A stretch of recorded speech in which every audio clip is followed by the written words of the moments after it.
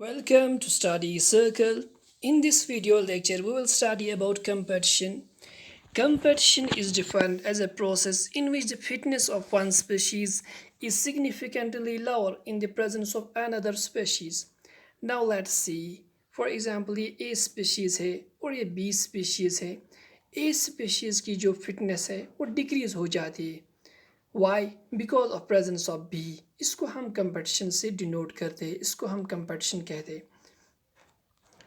और कंपटीशन जो है वो दो तरह का होता है. Competition is mainly of two types. Competition is mainly of two types. Number one is intra-specific competition. Intra-specific competition. Number second is interspecific competition. Interspecific competition. Intraspecific competition same species के दरमियान होता है, सेम स्पीशीज़ के दरमियान. और inter specific competition different species के दरमियान जब कंपटीशन होता है उसको हम इंटर स्पेसिफिक कंपटीशन कहते हैं.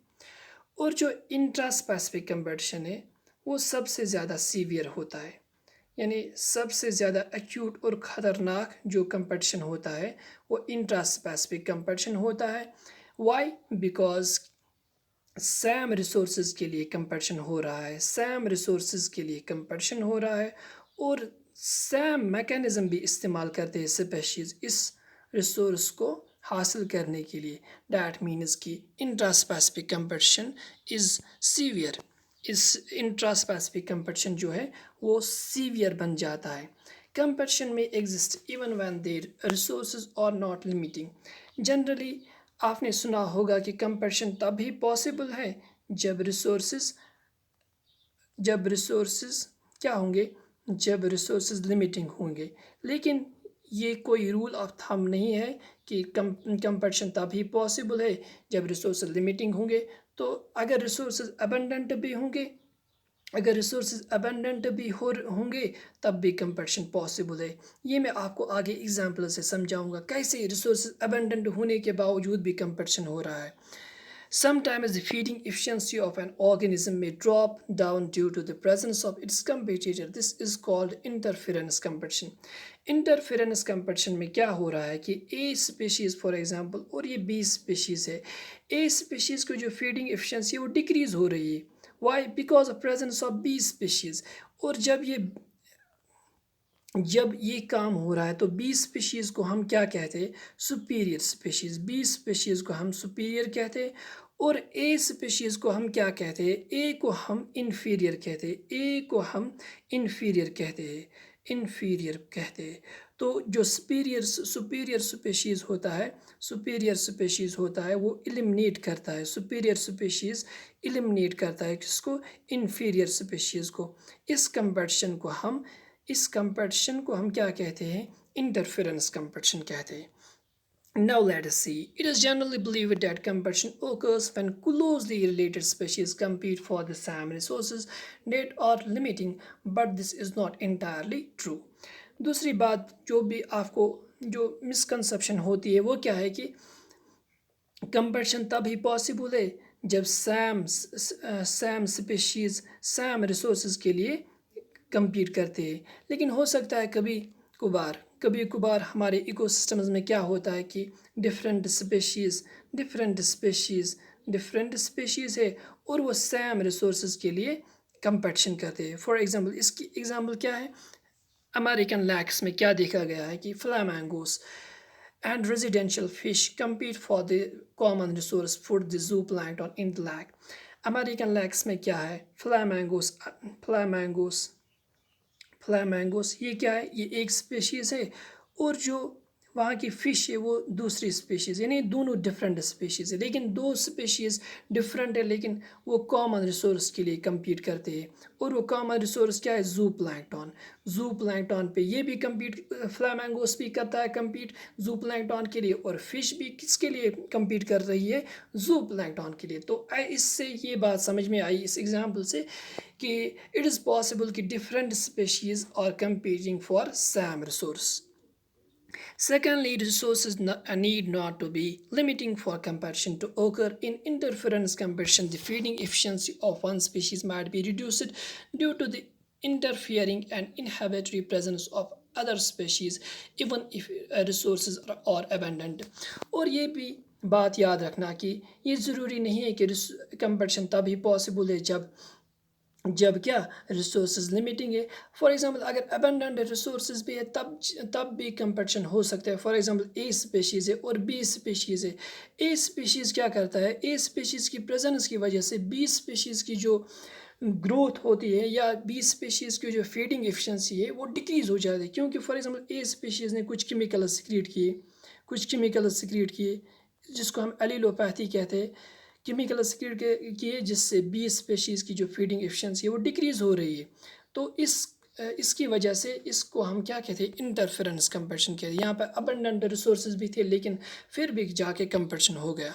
Therefore competition is best defined as in definition first. Now let's see कि एग्जांपल्स कंपटीशन कैसे हो रहा है। The abandoned tortoise in Galapagos Islands became extinct within a decade after goats were introduced on the island, apparently due to the greater browsing efficiency of the goats. Abandoned tortoise Galapagos island में क्या किया गया, Galapagos island में क्या किया गया, वहाँ पे abandoned tortoise जो थे वो एक्सटिंक्ट हो गए। कब एक्सटिंक्ट हुए कि जब गोट्स को वहाँ पे इंट्रोड्यूस किया गया। जब गोट्स को इंट्रोड्यूस किया तो ऑटोमेटिकली टर्टाइज जो थे वो क्या हो गए, वो वहाँ से एक्सटिंक्ट हो गई। वाई? बिकॉज जो गोट्स थे उनकी जो ब्राउजिंग एफिशिएंसी थी वो बहुत ज़्यादा अच्छी खासी थी एज़ कम्पेयर टू टर्टाइज। तो टर्टाइज ऑटोमेटिकली इन्फीरियर स्पीशीज़ बन गई। जब ये इन्फीरियर स्पीशीज़ बन गई तो ये एलिमिनेट हो गए वहाँ से। ओके, दूसरी भी एग्जांपल है, ये आप एनसीईआरटी से देख सकते हैं, examples of competition. Now let's see कि competition can take two forms. Competition दो तरह का हो सकता है, यानी दो फॉर्म्स में होता है। एक तो कम्पिटिटिव एक्सक्लूजन, दूसरा कम्पिटिटिव को एग्जिस्टेंस। कम्पिटिटिव एक्सक्लूजन में क्या होता है कि दो स्पीशीज आपस में को एग्जिस्ट नहीं कर सकते, एक ना एक को वहाँ से एक्सक्लूड होना है। और को एग्जिस्टेंस में क्या होता है कि को एग्जिस्टेंस में दोनों स्पीशीज एक ही हैबिटेट में को एग्जिस्ट करते हैं। Now let's see how is it possible. Gaussian competitive exclusion principle, this is the important principal, ये आपको याद रखना है। हो सकता है एग्जाम में पूछा जाए what is Gaussian competitive exclusion principle.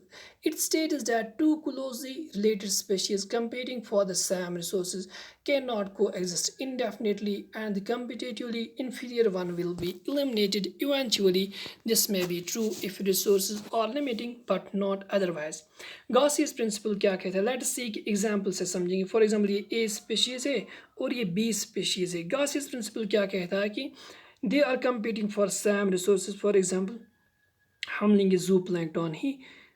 तो Gaussian प्रिंसिपल क्या कहता है कि एक ना एक स्पीशीज़ को एक्सक्लूड होना है, यानी एक ना एक को एलिमिनेट होना है। फॉर एग्जांपल ए को एलिमिनेट करेगा कौन, बी क्यों एलिमिनेट करेगा, क्योंकि बी सुपीरियर है और ए क्या है, इन्फीरियर है, यानी इसकी जो एफिशिएंसी है वो कम है। तो बी जो सुपीरियर है वो किसको एलिमिनेट करेगा, इन्फीरियर वन को, यानी ए को इन्फीरियर करेगा, ए को एलिमिनेट करेगा। डैट मीन्स कि Gaussian प्रिंसिपल कहता है कि दो स्पेशीज़ एक ही हैबिटेट में को एग्जिस्ट नहीं करेंगे जब रिसोर्सेज लिमिटिंग है, यानी लिमिटिंग रिसोर्सेज अगर है तो वो एक ही हैबिटेट में को एग्जिस्ट नहीं कर सकते। और कम्पिटिटिव को एग्जिस्टेंस में क्या कहता है कि कम्पिटिटिव को एग्जिस्टेंस में क्या होता है, if two species compete for the same resources they could avoid competition. वो कंपटीशन अवॉइड कर सकते हैं, कैसे, बाय चूजिंग फॉर इंस्टेंस, यानी वो कोई दूसरा पाथ इस्तेमाल करेंगे। वो पाथ क्या है, डिफरेंट टाइम्स फॉर फीडिंग, यानी वो डिफरेंट टाइम, यानी टाइम पार्टीशन ऑफ टाइम करेंगे और डिफरेंट फॉरेजिंग या पार्टीशन ऑफ रिसोर्सेज करेंगे। फॉर एग्जांपल मैक ऑथर ने क्या कहा, showed that 5 closely related species of warblers की जो 5 को एग्जिस्टेंट स्पीशीज थी वो क्या करते हैं, वो एक ही ट्री पे को एग्जिस्ट करते हैं। फॉर एग्जांपल ये हम ट्री लेते हैं, इसका एक कवर, ये कैनोपी कवर, और ये सेकंड लेयर है और ये थर्ड लेयर है। फॉर एग्जांपल यहाँ पे ए स्पीशीज़ रहता है, यहाँ पे बी स्पीशीज़ रहता है, यहाँ पे सी स्पीशीज़ रहता है। और उन्होंने क्या किया है, उन्होंने रिसोर्स पार्टीशनिंग की, यानी ए जो है वो ऊपर वाले लेयर में रहता है और वहीं पे खाना खाता है, वहीं पे अपनी फीडिंग करता है, वहीं पे रिप्रोडक्शन करता है। और बी स्पीशीज़ जो है वो मिडल लेयर में रहता है और वहीं पे अपना सारा कुछ कहता है, और सी स्पीशीज़ जो होता है वो लास्ट लेयर में रहता है। इससे क्या होता है, वो को एग्जिस्ट कर पाते हैं एक ही हैबिटेट में। इसको हम कहते हैं कम्पिटिटिव को एग्जिस्टेंस, यानी उन्होंने कंपटीशन को अवॉइड किया बाय पार्टीशनिंग ऑफ रिसोर्स और by partitioning of time. Hope you have enjoyed the lecture. Thank you for watching me.